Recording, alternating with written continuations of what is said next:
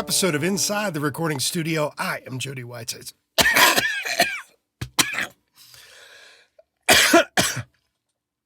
And welcome to another episode of Inside the Recording Studio. I am Jody Whitesides, and with me as always is Mr. Chris Hellstrom. How are you today, Chris? I can barely contain my laughter, but I'm good. I am good. Nice. How you doing okay over there, buddy? You're all right? Yeah, that was a little bit of rough on the intro there, wasn't it? It was, but people listening to this more than likely would just hear the clean version. Well, no, I'm going to leave the intro. It's just the aftermath. Yeah, Yeah, the let's aftermath. leave it at that, shall we? Mm-hmm. Yeah, we have a listener request episode. It's a little bit more of an opinion piece here on us, but deserves diving into, I suppose. Yes. And the listener was asking our take on all-in-one plugins. Mm-hmm. What do you mean by an all-in-one plugin? That's a good question, because I think we need to set some boundaries here of what we're talking about. Okay. Right? Because I know what the listener is asking, because they specified a little bit more in the email. Without sort of defining this, one could say that console-style plugins, technically that could be kind of like all-in-one, right? Yeah, But in a sense, it could be. That wasn't the exact ask. correct. So the question was our take on all-in-one plugins that do a lot of stuff under the hood that we necessarily don't have access to those parameters, where it's just like, here, twist this knob and it's going to do something. Right? And it's going to be magical. Right. That's what we're talking about today. So that's what we're thinking, and the listener indeed, all-in-one plugins. That's the parameter that we're dealing with. Mm-hmm. When I say it and we specify like that, what's the first thing that kind of comes to mind for you when dealing with this? Waves one knob. Yeah, That was the very first one I can even remember. right. I can't remember which one was first, but now there's a whole series of these, right? Yes. I almost want to say it was pumper, whatever it was. It was kind of like a compressor, gain raiser kind of thing. Right. I think you might be right. Where it's that, would you just like, okay, do you want more of that? Or even more, or less? Just turn it all the way to 12. Right. So turn it up to maximum and rip the knob off. Right. But that's the kind of thing. And now that there's a whole family of those, maybe we should go into that first. Do you have an initial reaction on those types of plugins? The initial reaction that I have is I did actually use the pumper type one knob. I don't believe that's the name of it. I haven't used Wave products in a couple of years. I used it in a couple of mixes. I never really felt like I could attach myself to them, is a good way of saying it. Mainly because I didn't understand what it was doing. I didn't care for that. So I never got into it heavily. And then they expanded. Was that then, it wasn't necessarily the sound of it, but it was a mentality that you felt like you didn't really have control of what it is that you wanted to do. It was the control factor. Right. Did you feel that you could get close with that? Or was it for what you were using it for, it wasn't really hitting the mark? It wasn't so much not hitting the mark as it was, I didn't care for it. I guess is the best way to say it. I just didn't care. Yeah. I can't remember the first one I used. It never found a place in my workflow. Right. And it was one of those things, and perhaps unjustly, but I remember thinking that it was real gimmicky. It felt like a gimmick. Yeah, that's a good way to put it. It felt like a gimmick. And a gimmick that I didn't feel like I needed to continue using. Yeah, like I said, it never got a foothold for me. There's probably people out there that use them and swear by them. And that's fine. Absolutely. For me, it was not a thing. I'd say the next step with this, though, and then I'm going to use waves here again because I think they're the precursor, sort of like the grandfathers.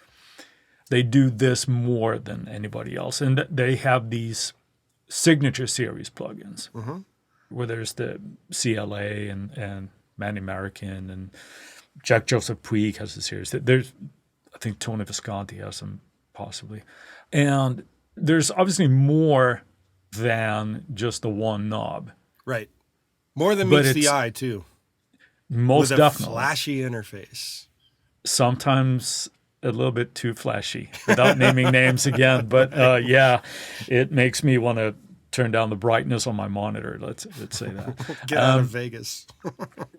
Absolutely. Yeah. I'm glad I'm not epileptic. So let's say, for example, like the CLA, just to pick one, he's got several. One, and for example, the drums that he has, right? CLA drums. The controls are, there's 5 main controls where you have like bass, treble, compression, reverb, and gate. Now you kind of know what all of those things kind of mean, right? But you have a slider so that, and a couple of different flavors of each one. But we still don't understand really what's going on underneath the hood. Let's say, for example, the compressor. Right. What compression ratio are we using? Where's the threshold? Is it changing? Is it doing different types of compression? I have a suspicion that it's probably all of that. with the types that are in it, because I did see, actually, I think it might have been on Chris Lord-Alge's one of his social media accounts, where somebody anyway had shown sort of like his handwritten notes. This is how I want them to work. Right. There's a lot going on, but you sort of get the instant gratification, I guess, of just playing around and getting the sound, hopefully, that you're wanting. Right. Have you played around with any of those? I did play around with them when they came out, and before I stopped using waves altogether. I found it very, very gimmicky. I found it also harder to get a decent sound. Imagine that. Mainly because you go and twist a knob, and all of a sudden it's going too far. You try to dial it back, and it goes too far the other direction. You can't get the fine tuning in there. It's much more difficult than I had anticipated in that regard. The bigger issue in terms of what they're telling you, because they do the same thing with the vocal version, and I tried that out, and I believe it was Jack Joseph Puig's version of a vocal thing that also had like bass, treble, compression type thing, and brightness and reverb effects and what have you. You don't know. Was there brightness of the GUI as well? No. Maybe. You don't know where their cutoff frequencies are, what particular things are exactly getting boosted. There's not fine-tuned control with it. It's essentially an interface meant for people that want to see it being easy and don't care what's going on behind the scenes. Yeah. That's the best way I can put it. And I care about what goes on behind the scenes, as that stuff makes a difference. Now, if you're under the gun and you're on a deadline, I get it. You need to do something that will help you quick. And if you've got these things and they work for you and you can dial them up real fast, fantastic. Go right ahead. However, when you're not under the gun and you understand what you're doing, these things don't necessarily make it easier, in my mind, is a good way of saying it. There's another one outside of Waves that does this as well, called the Easy Mix Pack by TuneTrack. And it does this kind of thing where you just dial up, well, this is what I've got in my mix and this is what I need to do. And then it creates a mix. Now, mind you, I've never used the TuneTrack Mix Pack stuff, but I know somebody that has, and they use it because it gets them what they need to get done in a hurry if they are under the gun. But that points to something, though, where I think this is a valid option.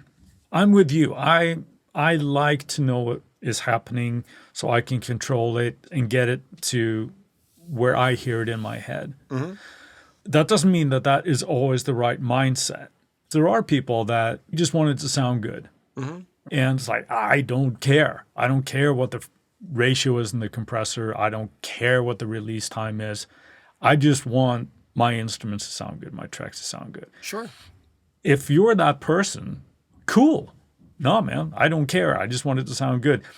The flip side of this is, of course, if you can deliver good mixes with these products, that's the goal, right? It if you can do right. So it's like nobody is going to go and, hey, you know what? Did you mix that with CLA drums? So that's taken out of the equation. That's a dumb thing. So that's a little bit of a snobbery attitude that can sometimes be present in our industry. Yes, and I wouldn't call what I'm saying about the use of this as snobbery.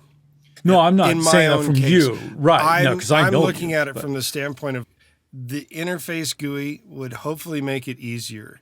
The idea of flipping a few knobs would hopefully make it easier. And we've mentioned this before on the podcast in that you don't necessarily know what gain staging Chris Lord-Alge has used to hit that plugin with. Right? Yeah. I mean, there's a lot That of makes a moving big parts. difference Sure. in how Yeah. that thing will react. It goes the same way for other types of interfaces like the Man American or the Jack Joseph Puig stuff or the Easy Mix Pack. All of these things require some sort of knowledge as to how to hit them in order for them to work at their ideal location. Does that mean that that's how you have to use it? No. Does it mean you're going to get a great end result? It might in your bedroom. You don't know if it's going to be awesome on everybody else's stereo or headphones. I agree with what you're saying there, but I have to push back as well a little bit on that, because how it's going to sound in your bedroom or anybody else's system is not a result of that plugin. That's all about your ear and how you're dialing it in. If it sounds good in your bedroom or your car or anything, then having an understanding of how it's translating with other plugins, like let's say that you're using a different compressor or a series of them and a different EQ and not just in one interface, that has more to do with your skill level. Yeah. And so, I don't know, tug and flow, I don't think it necessarily makes a mix translate better or worse, because the end result will likely be the same again. It's just the amount of tweakability that you might desire Sure. that does that. So, I don't know, it's a touchy thing. It all comes down to how much control do we want to have? And if we feel like turning up one knob on a one knob plugin is no longer delivering for us, then we need to examine like, okay, well, what can I do now to better understand what's going on in my processing? And if you're trying to emulate what's going on with like a one knob, you might really dig down into the documentation for that, and that might not even tell you what is going on. So you have to start that process all over again with learning with different parts. But then there's also other types where, in my opinion, I think they straddle the fence here a little bit of all-in-one, but still giving you some tweakability, if you will. And I'm thinking of things like Ozone, Yes. because that's something that both you and I use. Yep. And you have that optimization where you can say, I'm talking more on a complete mix front here, like on your master bus, where it's like, here's the ballpark of what you're kind of aiming at, and we suggest these settings. When you use the Ozone Assistant is what you're saying. Yes. That gives you a starting point. If you're happy with that, good. That's all you need to know. But here we have the ability to go back into the components that make up that preset that it's generated for you. Right, because it does actually give you all those components, and then you can click on each one and see exactly what each one is set to in order to understand what it's actually doing. This is straddling a different line, though, from the all-in-one plugin, I think, in that the ones that we've mentioned previously from Waves and TuneTrack and such, they don't necessarily operate on the concept of an AI-ish format, whereas Ozone, when you're using the Ozone Assistant, it's AI-ish. Yes. In that it's making choices and you can yay or nay them or modify them afterwards if it's not doing what you feel like it should do. It's not like you're just given 5 knobs and all of a sudden you turn those 5 knobs and you got this perfect mastering chain or perfect EQ setup or compression via Ozone. It's a little different in that regard. Is it an all-in-one plugin? You're damn right it is, because it comes with a plethora of things. But the way it gets to the automated value of it is different. Yeah. it has its feet in two camps there, the way I look at it. That's not really what this listener was asking about specifically or anything, but I think it deserves to be mentioned there. The thing that with a plugin like Ozone, and there might be others as well, it is dependent on the input that you give it. Like this is this type of a track. Right. There are a few questions that it can ask right. up front to give you a ballpark that it knows, oh, well, based on this genre and based on our collective data from our testers and other people that we know that use this product, this is what we would recommend kind of thing after it listens to the audio. Right. And then, of course, that opens up a whole other can of worms. Like, again, you're dependent on the ear. If that the person doing the mix or the master in this case or whatever. Well, how good does it sound to you? And it doesn't mean that plugins like this do it for you. You still have to listen to the input. Well, that's the idea behind it anyway. It doesn't mean people do. And I think that probably hints at a possibly larger problem because you think or you assume that it's going to do the job for you. Not saying that everybody thinks this, but when you're using a plugin like that, it's supposed to take a lot of the decision-making out of your control. So you don't have to worry about that. You can just do, I want it louder, or I want it to sound like whatever. I want to turn this knob and see how it affects what comes out. Right. And more is always better. So overall of this, now we're ranted about, some of the overarching things that we think of when we're discussing all-in-one plugins here. But what would you say, is it good or bad? Let's start with the good. What do you think, when is it a good thing to use these type of plugins? When you don't really care and you need your track to sound reasonably good in a hurry. Generally, I would say that when you're under a deadline of some sort. And while we didn't use this in an instance with myself and someone else who we've had on the podcast before, Robert Navarro. We had a deadline of 6 a.m. where we were working all night from midnight to 6 a.m. getting something done for a commercial. Yeah. Had we had an all-in-one plugin or two to work with the sounds that we were dealing with, would we have gotten it done faster? I don't know. We got it in right on the deadline of 6 a.m. Would it have been nice to have been able to finish it at 4 and go to sleep and sleep the other 2 hours? Sure. Right. Another one that I want to not correct you on, but I just want to make sure that I clarify, because I know what you're saying. When you said when you don't really care. We're thinking how we're saying that. I'm explaining what you meant here, and I don't mean to sound, but it's when you don't care how the sausage is made. It's not like you don't care about your music. You care what it sounds like, but you don't care what kind of compressor is being used, or you don't care about this. It's like, I know if I use this plugin, I set it up like this on my guitar track, it's going to sound amazing. Now, how it gets there, don't care.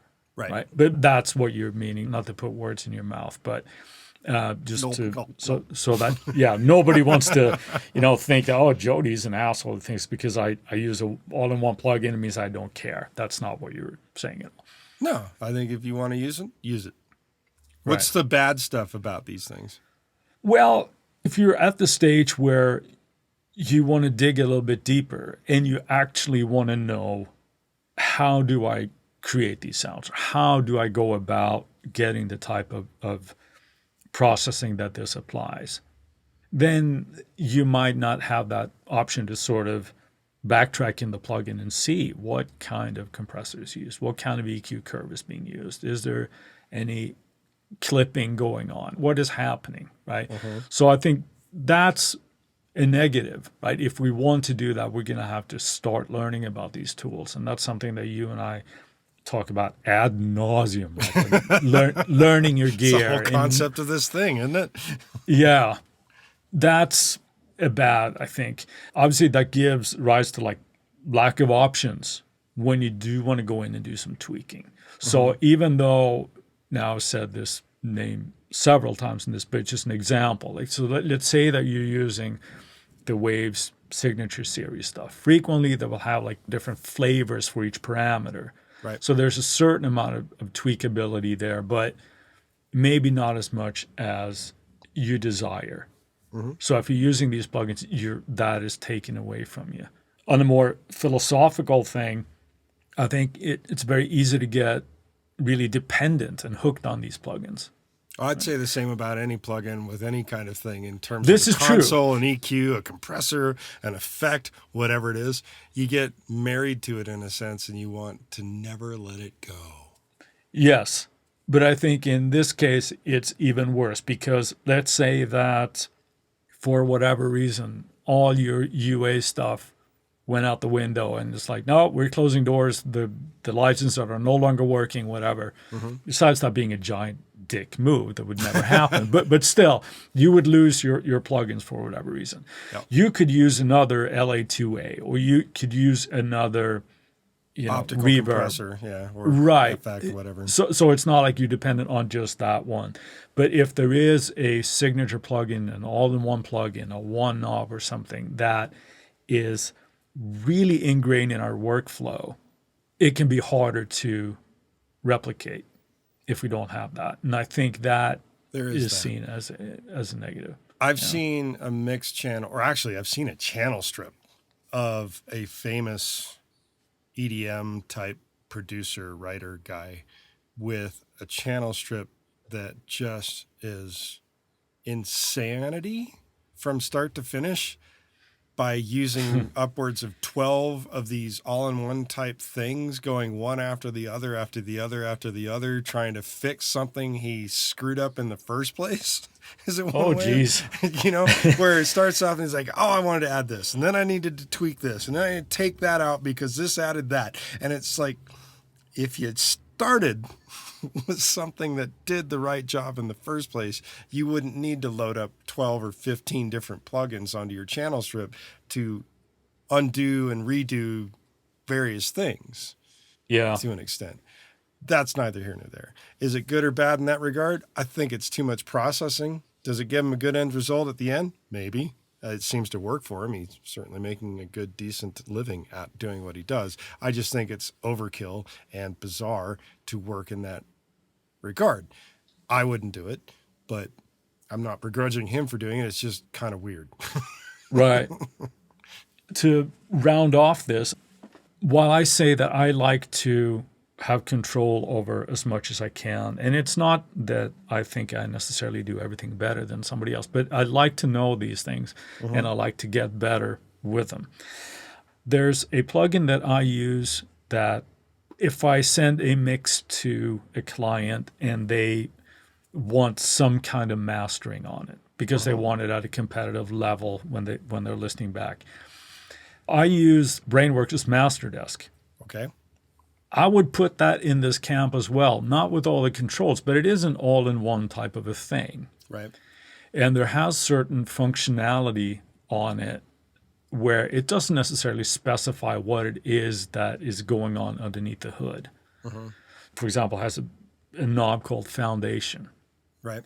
Now, it's obviously doing something with the low end, but what it exactly is doing, I don't know. I know that I can overuse it. So there are places where I think we all, if we're honest with ourselves, that we use some sort of version of this. For my money, it comes down to how I am hearing stuff. So those decisions are not made by the plugin. I have to make them as I'm listening and monitoring in my system here. Right. Well, and to go along the line of the mastering console type thing, IK Multimedia has one by a friend of mine, Gavin Lerson. He's got a mastering console all-in-one setup as well. I've not used it. I think it's awesome that he's done it. It certainly would be nice to have a plugin that by a 6-time Grammy-winning mastering engineer in your arsenal if you need it. Yeah. But it's one of those things, too. I mean, we touched on this a little bit before you hit record here today. The idea of having those tools is fantastic. Yes. And I think Ruben did some demo with this probably for IK Multimedia, where he says that this is essentially the starting point that where we start any master that we get. That is probably true. And their experience tells them that this is the gear that the majority of the stuff that we do, we run it through this. Right. The negative part, I think, with that, or the dangerous part with that, lies not in the gear and the plugin. What we're forgetting is that the experience of both Gavin and Ruben have when they're listening in the room and turning the knobs. Right. So it's the same thing. Like if you put me behind somebody famous's console, I'm not going to come up with the same mix as they do because I don't have their experience. Right. Or you don't have their same imagination of how they're going to work with the audio either. Exactly. Great tools to have, but we need to remember that when we're using tools like that, that what we are missing is generally the experience and the ears of the user to run the gear and tweak it so that it is best for our music. Right. That's not to put down the product, but that's something that we need to keep in mind. It's like, oh, I don't need to go to Larson Mastering. I got their plugin. That's probably not the best mindset. Maybe not. Maybe not. Yeah. All right. With that, we'll move on to our Friday finds. Chris, what have you got this week? Well, we always talk about compression, and I think I've said compression 480 times this episode. We talk about different compressors and LA2As and 1176s and all these other different options that we have. On that note, at least at the time of recording this episode, UA are giving away a free version of an LA2A. Yes, they are. If you're curious and you don't have one, or even if you have one and you just want another one in your plugin folder, go grab that one. Because I'm not a UA user, but I do know that they do quality stuff. Go and grab yourself a free LA2A from UA. And that is my Friday find for this week. And what do you have, Jody? I'm going with an all-in-one guitar plugin. Okay.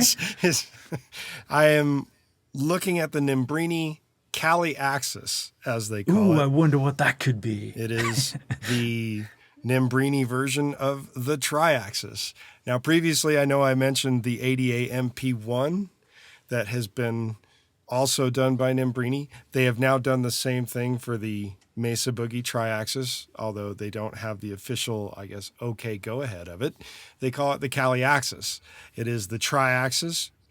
It also has an effects loop built into it, along with some cabinets, microphone IRs and such that you can mix together, power amp section, and it's all in one. And it sounds just like the Triaxis as I remember it. Mine is sitting in storage. I have not pulled it out to do the side-by-side, but eventually I will.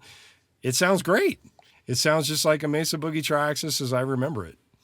Well, that's awesome. Yeah. It doesn't have necessarily the legendary status of like a Bogner or a Soldano or anything, but it is a classic kind of preamp, right? So, well, it's 8 different versions of Mesa Boogies over the years. Right. All in one rack-mountable unit. It's pretty amazing in that regard. I don't know anybody else that has done an emulation of it. I don't either. Yeah. Well, good for you. That's awesome. While we've got your attention, we ask that you go to InsideTheRecordingStudio.com and sign up for our mailing list. You'll need to be on our email list to be eligible for future giveaways, and we'll make sure that you don't miss any future episodes of this incredible podcast. Send us an email at goldstar, GOLDSTAR, at InsideTheRecordingStudio.com with the phrase all in one, and you'll get something cool back in your inbox. If you have a topic or suggestion like today's episode for Chris and I to explain in a future episode, contact us at the contact page. We'll put it into consideration for a future episode. With that, I'll say see you next week. Thanks for listening, people. Have a good one, Jody.